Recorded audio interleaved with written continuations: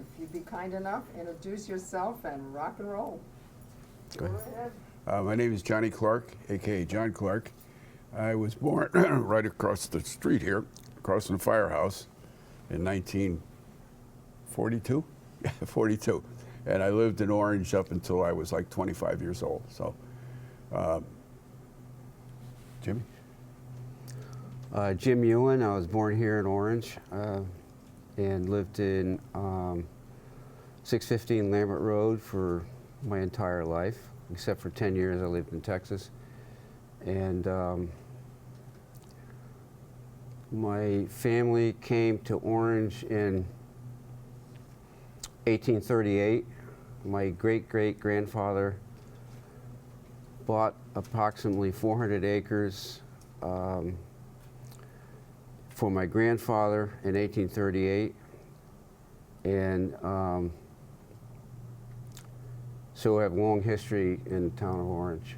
So I don't know if my friend John, we've known each other since kindergarten, if he's aware that my great-great-grandfather bought the farm for my grandfather from an Adolphus Clark. And this Adolphus Clark had owned the property and sold it 2 different times, the second time to my great-grandfather. So there's a lot of history there. And I didn't know that. I didn't know that, no. Jim, did you do like dairy or did you do produce or both? no, I think what happened was my great-great-grandfather, Dennis Andrew, had more or less like a subsistence farming. So they had some cattle, and then when my grandfather was born, 1840, he decided to, he was a graduate of Yale in engineering, and he worked in California as a surveyor. And when my great-grandfather passed away or was sick, he came back to Connecticut and took over the farm. And at that point, he decided to make the dairy business more of a business than being subsistence.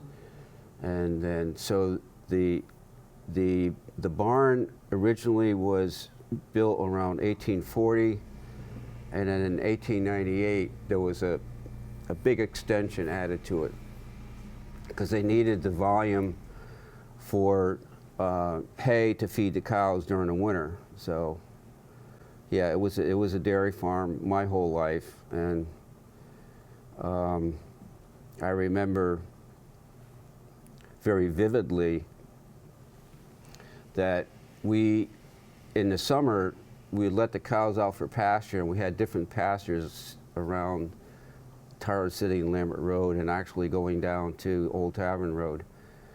And we actually walked them down the center of the street. And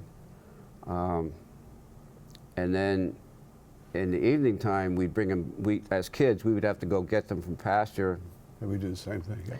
And bring them back to the barn. And the cows all knew what stanchions to go to. I don't know how they knew that, but sometimes when you had a fresh cow that had just had a calf, they'd get the whole thing messed up, and all the cows didn't know what to do, and it was like a Chinese fire drill.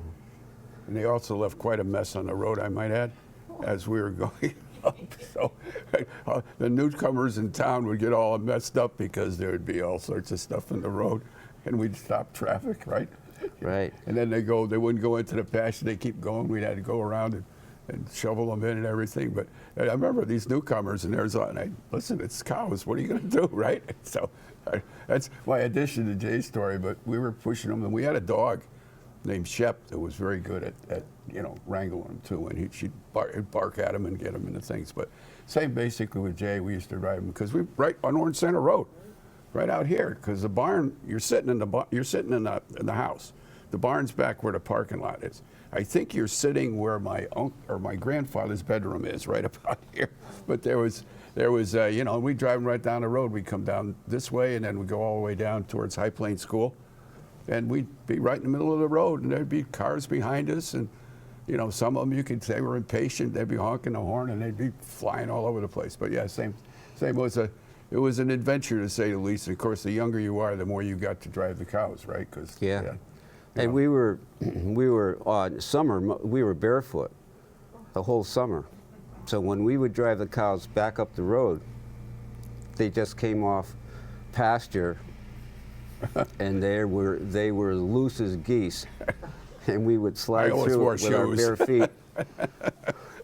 I was never. I get like the stuff between my toes, so I always wear sneakers. So and it's got. But yeah, it was the same story with Jimmy, and those were some of the. And I remember riding a few of them. My father used to get mad at me. We'd jump on the back of a few of them, and you'd ride them up, and they didn't go very fast, but and ride them into the cows. So yeah, that was an adventure with when you're getting the cows and trying to get them. Come boss. Remember, batting the buckets to get them to come out and stuff. So it was the same thing. And the heifers were a pain because they'd take off like. Yeah, they didn't. The milkers were fine because they were slow and they were had a lot of milk in them. So the heifers, they were all over the place. So. How large were their herds? I don't know. We tried to maintain 30 to 32 milking cows, and then there would be maybe 15, 20 young stock that were maybe yearlings that were going to have calves, and then the older cows that couldn't produce anymore, they were sold, and then the new ones took their place. I'd say we were about the same size, but my dad, he passed away. So before I got to be an age where I could remember, because I was only 5 or 6 years old, I can't really remember how many cows there were, but I remember there was a lot of them. And I would say about the same. Wouldn't you, Jimmy? Somewhere in that vicinity? Because that's what you could really, with the acreage we had, that's really what you could, afford with the silage and to feed. And they were all the same thing, all milkers. They were all Holsteins. Holsteins, yeah. Well, Johnny's father got an award 2 years in a row for, excuse me, the best farmer in Connecticut or something. I can't remember exactly. Greener Pastures contest. Yeah. And he won it for all of New England, actually. And we went up to the big award. It was up in Eastern States, and it was quite a thing. So he won it for the state, and then he won it for New England. And I still have the trophies, the silver trophies. Yeah. But I think he put a lot of DDT and stuff or juice on those crops, and I think that might have had a problem. But no, it was quite an honor to go up and met the governor and all that sort of stuff. So, yeah, he was a good farmer. In fact, just before he got sick, he had put in a deposit on a 1,000-acre farm in North Carolina because he felt that there was no future for farming in the state of Connecticut because of the development and you got to produce milk in bigger herds, and you couldn't do it. And the developers are buying up the land and stuff. So. Yeah, he did that, and again he got sick, and he died 4 months after that. So, but he saw the future of dairy farming in Connecticut and Orange as not being a good future because of the factor that there was just, there wasn't a lot of land left, and the price of milk and the commodities and stuff, and you had to get a bigger farm really to make any money. Yeah. Most of the time it was working. Well, Jim's father did the same thing. I mean, he'd get up in the morning at 4 o'clock. And he'd come home at 7 o'clock at night, and every day, 7 days a week. There was no breaks. There was no nothing. He had a hired hand, but that was still you had no paid time leave. You had to milk those cows, and if you didn't milk those cows, milk could go bad. So you really had to do it. So I saw him, and I remember my mother used to make him hang his clothes outside because everything smelled erroneous. And I remember as a kid getting up in the morning, and I'd go down and I could smell the stuff my mother was, she'd leave it outside. But it was a tough life, but he wanted to continue with it. But he felt that the way to do it would be to go somewhere where there was more acreage and land and money. But so that kind of ended when he passed away. Put me in a time frame. Is that like 1951. He passed away in 51, so you're talking 48, 49, Right. 50. Yeah. Because it does seem like prior to that, the farmers were buying up parcels and farms and everything within Orange and increasing their sizes. Right. But- That's why he bought your uncle's Yeah. uncle's farm, which was, you know, Paul Wright. And I remember because we had this here, and then we bought that parcel over there so we could go down Tyler or Meeting House Lane. Right. So we combined them both together. But he still didn't feel it had enough, you know, potential with the milk production and stuff. Yeah. And what they were getting for milk is, you know, it was a Brock Hall Dairy we used to sell it to. Yeah. Yeah, Brock Hall Dairy would come and pick up the milk, and we had them in big cans. And the big thing about that was you were the man if you could pick that can up, right? Yeah. You put it in the cooler when you were like 8 years old. That thing weighed what, 60 pounds, something Well, like that? it was a 40-quart can, and the can itself probably weighed 20 pounds. And in those days, we had a refrigerated tank, and you had to lift Right up for the up into the 40-quart tank. can and About put this it high up. down inside the tank. And you were the man if you could do that, because they had Yeah. that would weigh. You know, seen an old milk can, right? The Probably cap, the 100 cap pounds. weighs like 10 pounds. You know, to find it put on it. How many gallons was a can? Well, it's 40 quarts. 40 quarts. 40 Yeah. So, gallons, right? yeah. Yeah. So, and then what we do is we put them in there, and then, you know, they had to come pick them up at a certain time because the water Yeah. would chill, and that was a good place for the guys to put the beer in and soda. Soda. And look down, there's a bunch of beer down there. It was a giant cooler. So, yeah, Jimmy had the same thing, but that was a big deal. Was able to do that, right? Yeah. Yeah, and then people don't realize how tied people were to dairy farming, because you had to milk in the morning, you had to milk in the afternoon, and as time progressed into the late 50s and early 60s, there was less and less people that actually knew how to milk the cows. And if you didn't milk them the right way, you could you could destroy their udders. So my parents never went anywhere on vacation, maybe, you know, once every 3 or 4 years. Same with my dad, Mom. Because you couldn't find anybody that could come in to milk the cows or wanted to do it, you know. And so. Well, one of the big advent with the automatic, the surge milkers. That Yeah. was a big help because we had the automatic milking machines, and you put them on with a strap, and they would actually milk. But prior to that time, you had to milk them by hand. And Jimmy and I could milk a few cows, couldn't we, Jimmy? Yeah. So I have to tell a story about John's father hired this man. His name was Bill Kilnan. An Irish boy. He was Irish, and he was probably in his mid-late 60s. And he lived in this little one-room shed Right back that over was there. right here on this property. And he was, I don't think I ever heard him speak a word, but he lived in this, no electricity, no heat. Nope, just beer cans. And I had a paper route, and I would deliver papers. But when I had to go to collect money, I was scared because I was probably, I don't know, 7 or 8 years old. I was scared to go in and collect the money. He never gave me a hard time, but it was always, it had It was like down where the trees, where you had to go into like Yeah. underneath the trees. It was kinda It scary. was terrible. He had a few My father was a Jameson bottles slumlord. laying on the floor. Yep. Yeah, so, Yeah, he used to. I remember a few times he did a couple tilts. Oh yeah, he known to have a few, as one might say. My father would go, all right, Clan's gone he'd be gone a bender for a couple of days, Yeah. and then he'd come back, and we didn't see him. I saw him drunk maybe once or twice, and when he went good, you know. Boom, and I remember that. I remember my mother would say, oh, you know, he's just dizzy, Johnny. He's just dizzy. And I go, yeah, he's dizzy already, Mom. So he was there to milk.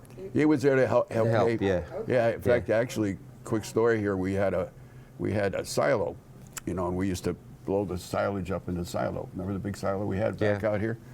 Anyways, he was helping my father, and we loaded. My father had bought a loader that you could blow the silage in, the corn silage in, and had a tailgate on it like this up, and you would hold it up. And anyway, so lo and behold, somehow the stick came out and took Bill Calan for a ride about 20 feet in the air because it was swing down like a tailgate.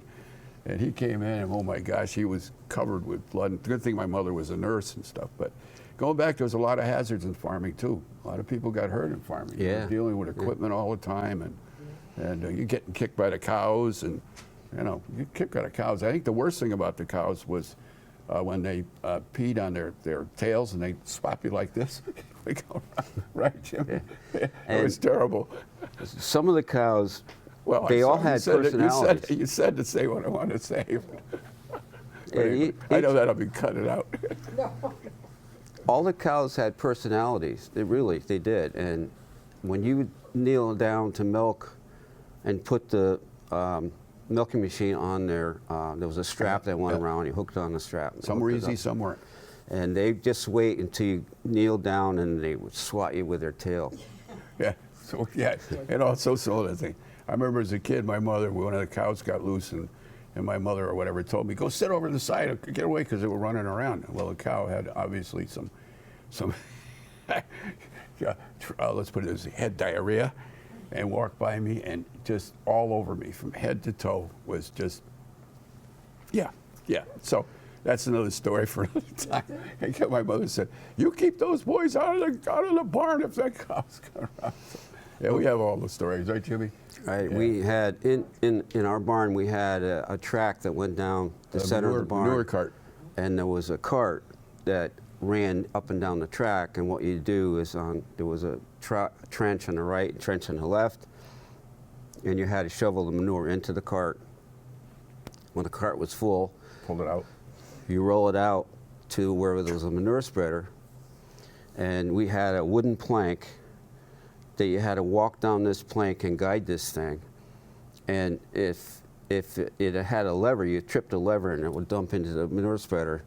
And it was a couple times I lost my balance and went in the manure spreader up the air, And then I'll tell you what, in the spring when it was muddy out, being on a farm was no fun at all. I'm just telling you, when there was mud out there and there was all the excretions, it was not fun at all. And the pigs were even worse. Remember the pigs? Oh, my yeah. God. So, Pigs. yeah. So, but I go back though. But what an upbringing that was. I mean, it was a tough life, and I just kind of wish that whatever. But Jimmy hung in there longer. My mom had to finally sell all of the assets of the land. We kept the farm itself, but she had to sell the tractors, all of the cattle, everything. And I remember I had one cow was named Jingle Bells, and I remember pleading with my mother not to sell Jingle Bells, and she said, Johnny, I got to sell Jingle Bells because my dad owed some money on some tractors and stuff. I knew he was going to die. I figured he took out a 20-year loan on something, so yeah. But it was, and then after that, Jay took off more, and I kind of went on to cars. So I went to cars from cows, right? Yeah. Yeah. They had, what was his name? Clay Pilbro. Kate Pilbro. He had, on the farm here was a shed that he had. Stock cars. He would race stock cars at Savin Rock on Saturday night. That's what we used to go over. Yeah. And so we would go over there as kids and try to help him do whatever needed to be done to the engines and the cars and the tires and stuff. So that's how we kind of got a mechanical interest in rebuilding stuff. And he became almost like a father to me because he just was a really nice guy, and his wife was really nice, and they'd bring us in, and then my brother would come over and screw up everything. Because Johnny can't do that, I'll get that. But the biggest thing was that they asked us to drop oil pans. That was our job. That's when you go underneath and you go like this, and all the oils. Send Johnny in, get that oil pan off, and he'd come out. My mother would come home and say, "Oh my gosh, dropping oil pans again, John?" I said, "Yeah, dropping oil pans." But it was really quite an education, and he was really nice people. And she rented the whole area here. Basically the shed over that side, which was back there, that's where he used to keep all the stock cars. And then the barn was vacant for a long time until we used to store stuff in there. We rented out for storage, but it was really the main barn.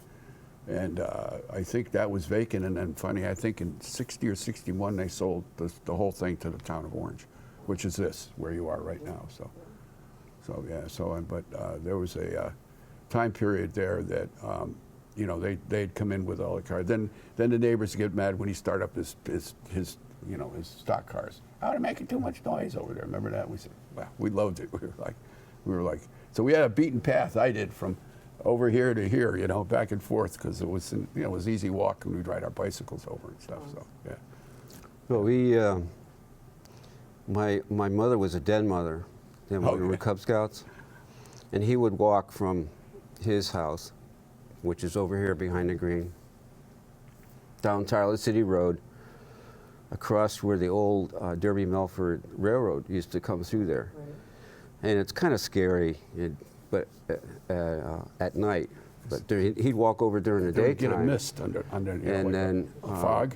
When when the meeting was over, he'd have to go home, and we would terrorize him because, you know, the monsters were going to come out of the railroad bed and chase him. And so man, I ran through that thing like.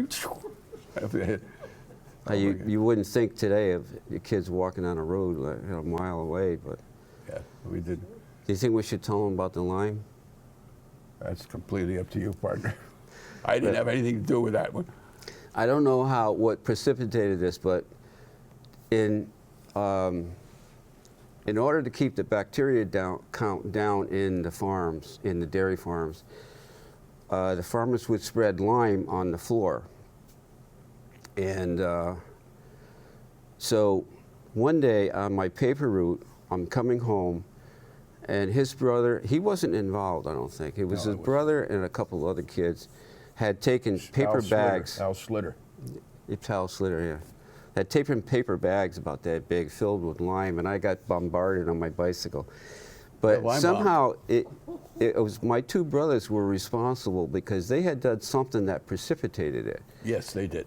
And I to this day I don't know what it was. But anyways, up on Lambert Road and Sullivan's, just north of where we live, there was a root cellar that was buried in the ground, and they came out of the root cellar bombarding me with these bags that would break, and I had them all over my bicycle, and but it was just fun, you know. It was fun because it's lime, you know. Yeah. I mean, you imagine if that happened today, we'd have lawsuits everywhere. Yeah. So.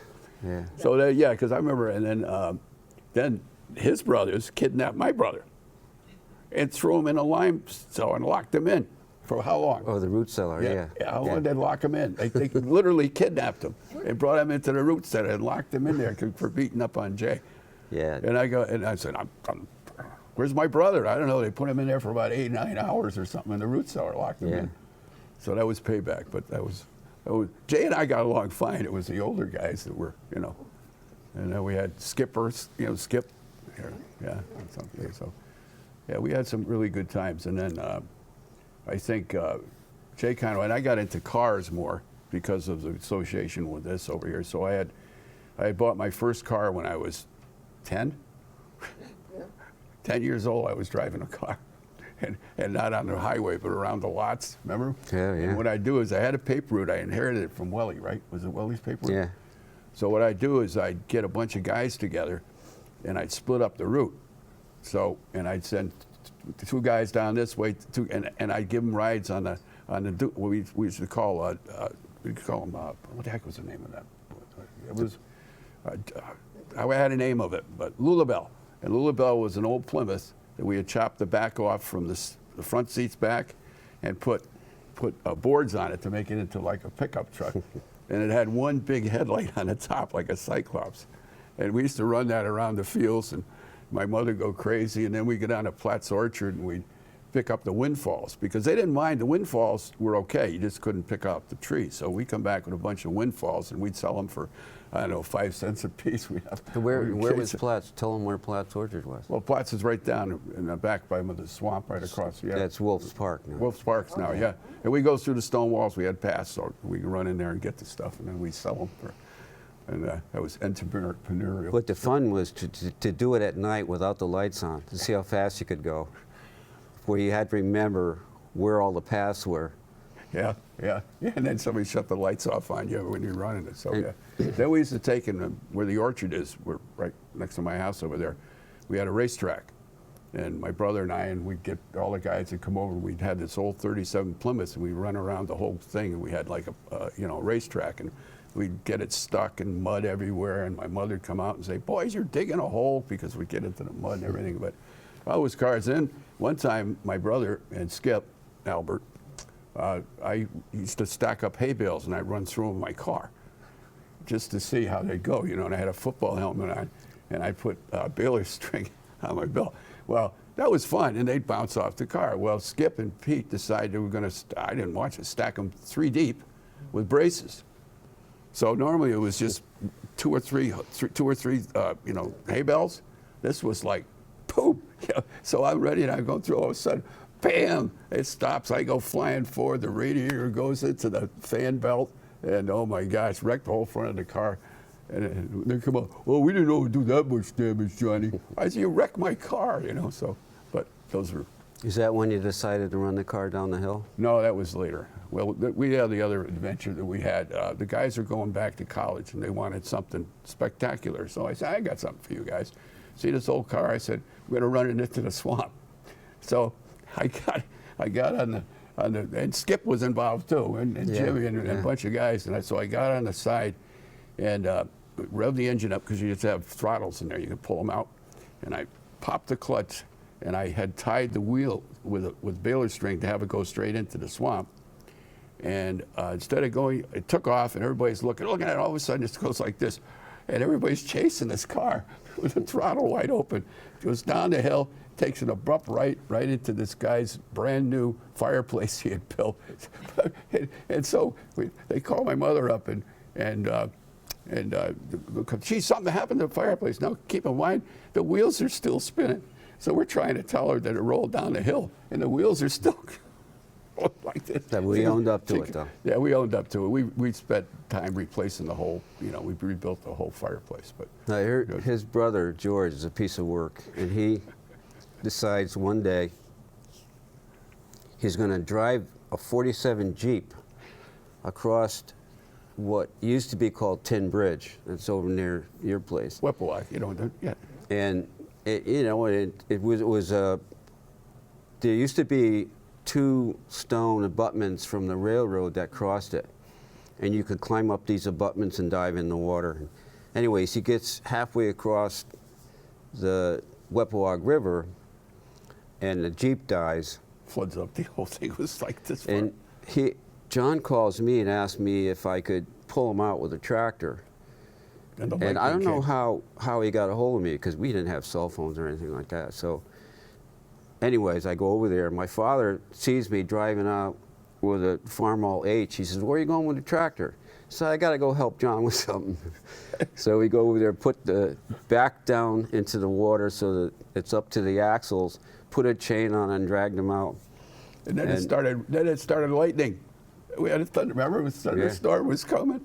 Oh my gosh! And Jimmy pulls him out. No. His brother would drive to school to Amity with a bomber's helmet and goggles and the windshield down, and don't forget the snorkel mask. Yeah, he put a snorkel mask on.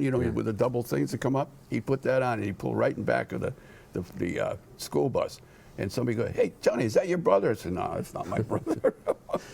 So he goes on, he became a physicist, worked at Sandia Labs for years and years, and he worked very for your smart father. kid. Okay. I don't remember him coming down. Yeah, he was. There were a bunch of people in and out. Yeah, he worked for your dad first, and then I worked for him afterwards. Yeah, I worked for him. He worked for him 2 years. Yeah, yeah, he was a piece of work, wasn't he? He was. He still is. So we're talking about having a crazy brother. That guy was.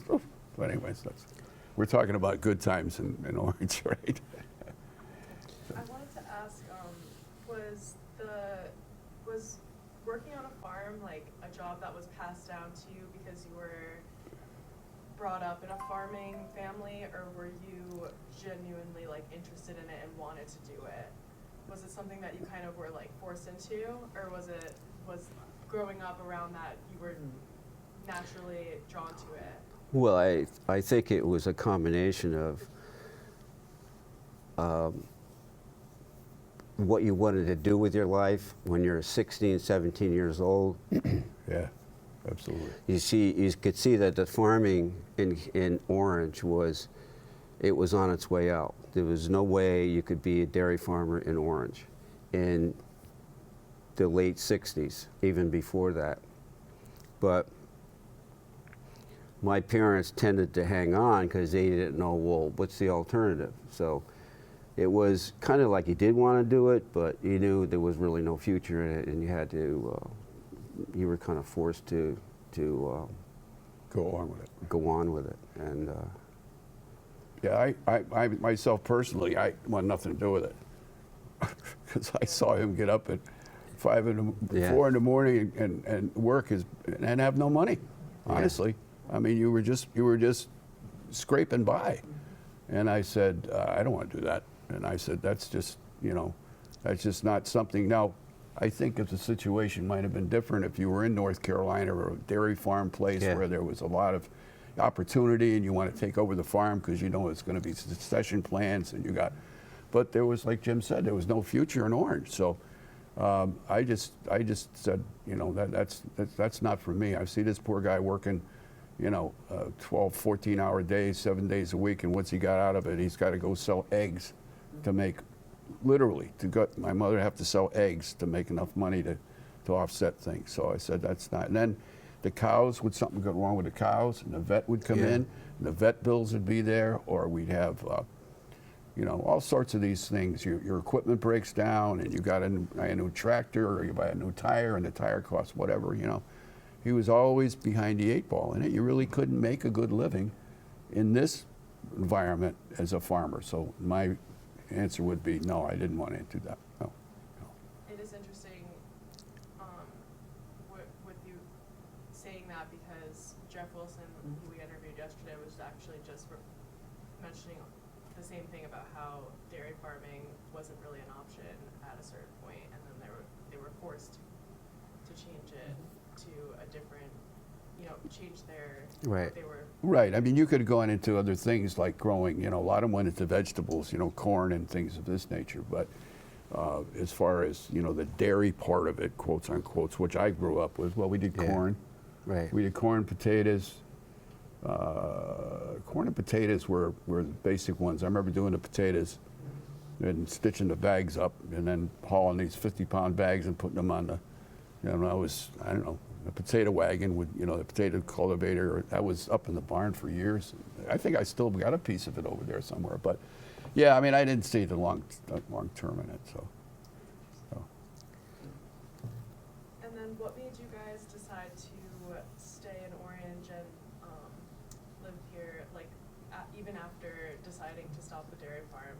Was it the community, or just like being raised in Orange, you had a lot of great memories here and wanted to stay? Well, for me, I graduated from Liberal Arts College, West Virginia, with the Bachelor of Arts, and then worked as a social worker, God forbid, for about 6 months. And then I decided now, I went back to school, UConn, and got a Bachelor of Science degree in wildlife biology. So my interest was, I worked for the Forest Service for several years in Idaho, came back home, got married to my wife, and then worked as a chemical technician for the Upjohn Company and got transferred to Texas. We lived there for about 10 years, and then came back because I was transferred back here with my job now with Dow Chemical. And so we ended up purchasing the place we live in now from my family's estate, and continued on here. It was a great place to live. Orange is really a great place. It's changed dramatically since we were growing up as kids, as far as the nature of the community, but it still has the old flair Some of the old timers are, you know, Now we're the old still timers. around. Yeah, we're the old timers. We never thought we would be that way, but that's where we are now. Yeah. Yep. So, I basically flew the coop here in '66. I went to college. Came back to the University of South Carolina, and then I went to New Haven College and finished up getting a degree. And then I had an opportunity to work for a place called Janalco, which was in North Haven, which was a contractor supply place. Your dad used to buy stuff from them. And I worked for them, and I got into sales. And of course, I had the background for the construction industry and knew all about teeth and blades and chain and all that sort of stuff. And then opportunity to work for them, went out on the road for them. And then I looked for other developments. Then I found this place, which was actually in West Hartford. And it was Faxon Engineering, which I own now. I bought it. But that was probably the cessation. They were in the hydraulics business, which was the future. Before, with the construction equipment, most of it was cables and things, and hydraulics was the way it was going. And these guys are big into hydraulics, so I thought that would be a good future advancement. So I ended up getting a salesman for them, and I moved up to Simsbury, Connecticut, and I've been up in that neighborhood ever since. And then in '73, I bought the company from the owner, and I've been owning it ever since, so I still own it. So I took the afternoon off. So going into my lunch hour now, guys. But anyway, so that's my story. So but they're in the hydraulics business. We do a lot of stuff with Electric Boat, Sikorsky, you know, a lot of those guys. But that's a different story. But that's basically my thing was get out of here. I was sick of being tired. It's, are you Hannah's son? Are you George's son? No, I'm John Clark. I'm John Clark. You know, you get that, right? Yes. Yeah, it was. So, you know, and I really, you know, just that's basically what happened. You know, it's all timing, and you know, it's all about opportunities. opportunity. Well, I saw this opportunity, and I decided. And back in those days, the thing was, you go where the job takes you. If you want that job, you got to go there. You know, you can't just stay home and work out of your house. You got to go there physically. So I was a sales guy for them for, I think, I was a salesman for 11 years, but I was vice president for 6 of those years when I went up there. So, and we had about 35 employees at the time, and we were all over Connecticut. And actually, they found me out because I took an account away from them. So they said, who is that guy? So they came down and solicited me, and they hired me, and I went up there. So, but as far as I was looking, basically, you know, it's just whatever predicts. Who knows? I might have, you know, stayed around here. I don't know, but there was opportunities, and I took those opportunities, which led to that. Just real quick, from growing up in an agricultural, you know, a farming background, what sort of effect do you think that's had on your work ethic? Just, you know. Oh, you get up, you learn to get up, and you learn that nothing's gonna, you got to do something. You can't just sit there or not do something. It physically has to. I think the physical part of it was the biggest thing. You got to get up and you're physically doing a lot of stuff and not using your, well, using your head end, but there's a lot of physical labor in Right. farming, a lot of physical labor in farming. But I felt that, you know, it's something that you know, you got to, I don't know, you can't sit on your butt because you can't just think, the day's going by, you got to get up and go to work, right? well, you learn very early age to be innovative, and if you lived on a farm, something was always breaking. Oh, yeah, and you absolutely. couldn't hire somebody to come in and fix it. You had to learn how to fix it yourself. And I still remember my father plowing in the field, and with the tractor, Farmel H, and the carburetor choke cable came off, and he looks around, he sees a staple or a piece of barbed wire, and he puts that in to hold the choke cable back in, and off he goes. And it probably stayed that way for the next 15 years. Yeah. You know, because he... He's right, he's absolutely right. That's where the mechanical part for Jimmy Yeah. and I come in, because you had to be mechanical. That's where you got into the cars. And I think you learned, for us, for me, you learn a routine. You get up in the morning, you take care of the cows, you come in, try to get ready for school, get on the bus, And my parents never took us to school in a car. We always rode the bus, even when we were seniors in high school. And so, yeah, it's a different America now than it is than it was then, and hopefully it'll stay that way. But I just have one more question, unless you have. No, I was gonna go Sesquicentennial. Oh, okay, great. So this will be really quick. And kind of bouncing off what we were just talking about with growing up in an agricultural community, what do you think made Orange such a great place to grow up in? say that part again. What do you think made Orange such a great place to grow up in when you were growing up at that time? Like, so what made it so great growing up? Because obviously it's different now, and what makes it great is kind of different than what it used to. Well, I think you have a combination of the farming people, Camaraderie. and then you had an influx of other people, diverse people coming in with different business ideas, and that's continuing to make Orange a great place. I think it was a sense of community. By that I mean we had all my cousins and uncles, in my case here, right around the green. I mean, my grandfather was here, my uncle was here, my uncle was over there, my cousins were out of there, so it was just like a community right around the green itself. And I think that helped a lot growing up because there's a lot of support functions, and it was a sense of community. Yeah. And there still is around here. I see you go to West Haven, but this agricultural has stuck here in Orange, which, a lot of those towns have lost that.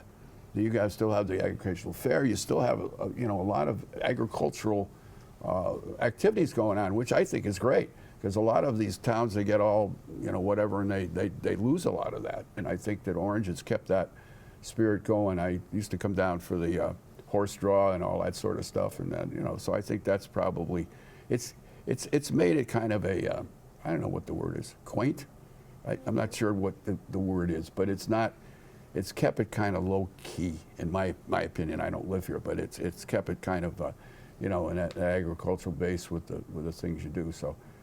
But I think a lot of other towns have turned into metropolitan, oh my gosh, look out, there's a tractor on the road. We complain about it, or there's too much noise, and you guys seem to go around with it, so that's kind of what I see from kind of coming back down here and seeing what it is, so. No, that's right on key. I mean, we do, the manure spreaders still go down the middle of the road and hold up traffic. The bird scarers are still trying to get the birds out of the cornfield, and people are learning that that's just part of being in Orange. Correct. So I think we're lucky enough that we're hanging on to some of these quaint traditions. Well, I remember when we used to have the gun go off for the crows, and everything go off. Everybody complained about it, and because we had an Avon, everybody's in an uproar, and around here, I'm sure they complain a little bit, but so what? It flies, hey, if you got your crop out there and it's worth money, and you got a bunch of crows hammering at the pieces, and you got something that'll shake them away, so what? Once every 5 minutes you hear a noise. I mean, what's the big deal? We used to say that, boy, the city slickers come in. Remember, Jimmy? Yeah. We used to have an opinion, which we won't go there, but we used to just say, but anyways. So Sesquicentennial has been another topic that we've all been talking about, and talking about how just even getting the land cleared. Again, we pulled together all of the local farmers have helped out, the 4-H groups, the Cub Scouts, and so on. And we know that your dad was a viable part of the Sesquicentennial, because he was someone who really took over the oxen, and we could have him, taking the pictures and everything, I think, of him. And so I think this year, if someone hasn't approached you, I think you've got the job already, that we're going to need a model to stand behind our fabricated oxen. Oh, yeah. So, that's Jimmy. Ready. But the Sesquicentennial, I think, has been a wonderful addition since we've had our celebration 50 years ago. Wow. That kicked off that country fair, and that's such a focal point of our town, I think, now. Well, it's funny because one of my notes here was that we used to have the Orange Fireman's Carnival was on the green. And that's the other. It was Yeah. right on the green. It wasn't down at High Plains. It was on the green. And I remember as a kid listening to the music and, you know, looking out the window and see if I could sneak out. And then they'd have the dance over there. And they'd build the floor. The firemen build a floor and they'd have a dance. And that was right across the street from my house. And that was there for years. But that was the Orange Fair, you know. And remember running across there when I was a little kid. So little things like that. And you still got it at the Fireman's Carnival. So little things like that are important. I remember that there was several years where the state decided they couldn't have the Fireman's Carnival because they had roulette wheels and they wouldn't allow any gambling. So it was like maybe 5 or 10 years where there was no Fireman's Carnival.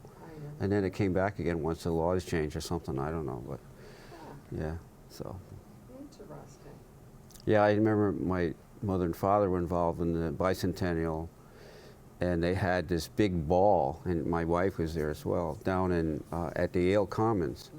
And everybody got all dressed up in tuxedos and formal dresses, and so it was a big deal. I think my mother was involved in that too, wasn't she? Oh, sure, yes. Yeah, my mom was very active in the town. So was my father, actually, going back. They were state representatives from my father in 1947, 48, 45. He was about 4 years. He was state representative for the town of Orange.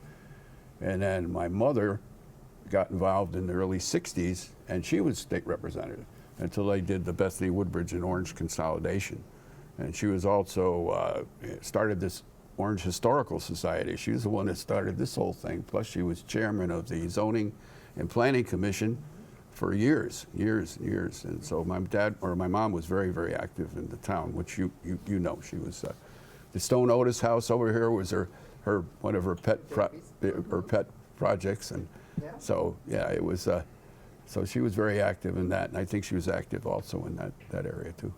I think the give back in the town is amazing. When you go back and really see the people, and even going way back, we talk about all the different hats they wore when they first, you know, basically settled here. But if you go back and you really start looking at the names of the people who've stepped forward to say, you know, I'll be on that commission, I'll be on that board, Yeah. or I'll start this project, and it's a lot. Well, it's a sense of community here. There's Yeah. no doubt about it, and I see it when I come down from, you know, other places, and I just see like this. I mean, this is pretty neat. I mean, I said to Marvelous, I said, hey, I don't know what to do. I said, oh, don't worry. I said, well, you know, you get me behind a mic and I'm going, you know. And she said, well, don't be saying anything bad, she said. And I said, I'm not going to say anything bad. Never mind. And so, but this is part of the community. Just edit it right. Yeah. So I mean, you guys can cut it out. But no, it's really an honor to be. And thank you for asking me. It really is an honor to be included in this. And you know, we're probably. I mean, gosh, he's kindergarten together. We've been best friends for 75 years or 78 years, whatever. I mean, that's a relationship that bodes to the you know what it is to be an Orange guy. You know, that's a long time to have a buddy. You know, through all sorts of stuff in our lives. But yeah, we did it. We did the 4-H thing too. Yeah, the 4-H yeah, thing, 4-H. Tractor driving contest, which I beat him. And then we had we go to the 4-H fair, remember, in North Haven, and do that stuff. And then we had cows that we used to show, and then you know, all those things, a sense of community, which I think is great to grow up in. And his mother was great. She was spearheaded a lot of stuff. Not just that, we remember her 4-H club too. Yeah. But Helen was a very, very really nice lady. The only thing we used to get my mother upset is when she'd have the Boy Scouts over and have them cleaning up feeding the cows and shoveling the poop. My mother would come back, what did Mrs. Ewen have them doing today? We go, remember? Yeah. She'd get them all together, it'd be about 10 of the little kids. She was a conniver. Oh yeah, and my mother would go, you're not supposed to go over there and have Helen work you to death. Come back. But anyways, it was good. We enjoyed it. Well, Jimmy and I always got along, so we enjoyed it. But oh my gosh. So my mother would come back and she'd go, what's you got you doing now? I said, just buy a deal, Mom. Don't worry about it. So. Good physical activity, though. Yes, Like, absolutely. that's It was great, for yes, Definitely. for my physical therapy program. I'm still kind of in shock that this used to be where your house was. Yeah, this is basically barn. where the house was. the farmhouse, right about, and I can't put it through this, and then where the parking lot was the barn. Yeah. And where the playground was the field. So we had, the milkers were here, and then I remember being in, when they put the addition onto Mary L. Treasure, which used to be Orange Center School, by the way. Yeah.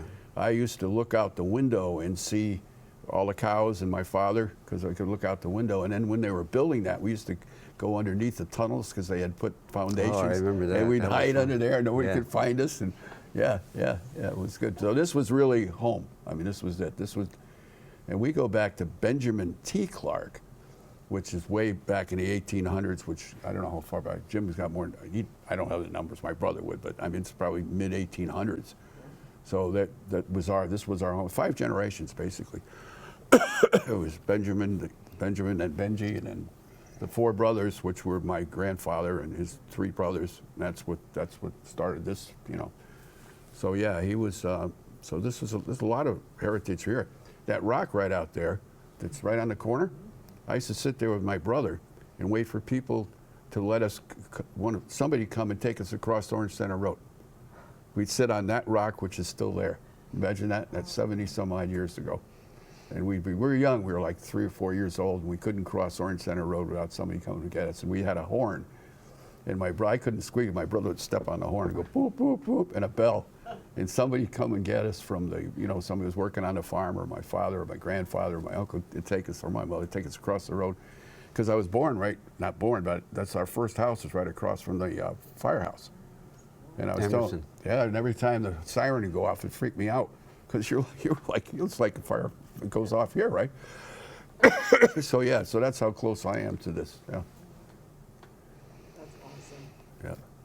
Well, the memories are such that it just, I think for us, we've been just putting pieces of the puzzle together, and it's amazing how things just are weaving together, and the families and the development of Orange, how it just really kind of morphed into where we are now. Absolutely. And, Absolutely. But it's on the backbone of a lot of these older families that have started it. And the rights. Yeah, we've been kind of busy in here. Yeah. Yeah. But it is. It's wonderful to hear and Well, to share this. Well, it used to be the Clarks, the Treats, the Wrights, and let's see, who else was there? The Rogers, the Andrew? Yeah, Andrews, yeah, a bunch of all old farmers. Exactly. That's where it started. It Yeah. was the farmers. Yeah. Then there was Wilson H. Lee down on the Post Road, which was the printer. Yeah. Remember him? That was there forever. That's the printing company. Yeah. Yeah, I remember my mom worked down there for a while Did she? when she came up. Yeah. Yeah. Yeah. And even we were talking about Doris Knight. Doris and Frank both worked down there, and they were getting a ridiculous amount of money. I mean, like nothing. But I think it was an opportunity again for people around Yeah. town to. That was one of the original factories in town, as I remember. Yeah. Or, Wilson H. Lee. Yeah. Yeah. Well, great. Do you guys have any other fond memories or stories? Well, I do have or- one more. One more? On Halloween, someone in the Clark family would go ring the church bell at midnight. Someone would sneak in, get up to the bell tower, and ring the bell about half a dozen times and run like heck. So we did that for years on Halloween. And then we'd ring the bell, and then what would happen, we'd go into the church and we'd leave, we didn't break anything to get in, but we'd leave a window unlocked because we'd go in there on whatever, and because I was a member of Pilgrim Fellowship. I was like the VP of Pilgrim Fellowship, so I could get in there and I'd leave the window, and then my brother or I would sneak in that, and we'd go up into the bell, and midnight we'd ring the Halloween, or as close to midnight as we could, and then we'd jump out that window and run like heck. So, but no harm done, just good, Never clean. got caught? No. Okay, good job. I know somebody else did, but pardon me. Well, good, clean fun. I mean, good, clean fun. Didn't hurt anybody, and we ring the doorbell, or the church bell, but midnight, a bong, bong. Yeah, it's a good one, huh? Somebody's got to continue that tradition. It's gone since I left. You had to make sure you didn't get caught. Or Well, my Yeah. sister actually took over it, but Oh. yeah, Wheezy, Eloise. Good for her. Yeah, but she didn't ring it hard enough. That was probably. anyway, so that's the last of my stories. So I just thought I'd throw that one in for the. Good. For the You know that if you got caught, the whole town would know about it. oh yeah, because Police department. Johnny Clark, ring that bell. I thought so. So that's my last story. I think I don't have any. Do you have any more, Jimmy? No. I had just one when we were kids. I don't know if you were involved, but my parents got delivery of stale bread from Bronx Oh, Bakery yeah, that we had they would bread feed to fights. the cows. Bread fights. And the guy would come in this big van and dump all the bread in the thing, and then they feed the cows with it. And in the bread, there was these pumpernickel loaves, Oh yeah. about half the size of a soccer ball. And we would run across the beams in the barn. The beams are about 6 inches wide, 20 feet in the air, and we try to knock each other off Yeah, with with these the- pumpernickel loaves. Have you ever been hit by a stale pumpernickel bread right in the head? Yeah. It's about this big. So He's down. that's the last of my stories. And then we used to eat the jelly donuts. We didn't care how old they were. Yeah. And this was a bakery literally from the Bronx that brought it up? No, it was called the Bronx Bakery, but it was in Bridgeport. In Bridgeport, okay. Yeah. Our dad loves Yeah. that bakery. Oh my, Yeah. Yeah, my dad used to get it too, and we'd Wow. get a load all Yeah. there too, and we'd get it, then we'd jump in and see if we can find something pretty good. We'd pull Yeah. out these donuts. And All the pastries on top, they were good. Yeah. Then we'd come home, and it'd be this white sugar all over my face, and my mother would go, "Your father got a load from the bakery, didn't he?" "Oh yeah, why'd you know that?" "How'd you know, Mom?" So, yeah. that is awesome. Well, I thank you Thank you so both, much. really, thank you. It was my pleasure and my honor, actually, to come Wow. back to the Yeah. old home and tell some tales, which weren't too bad. I kept it kind of good.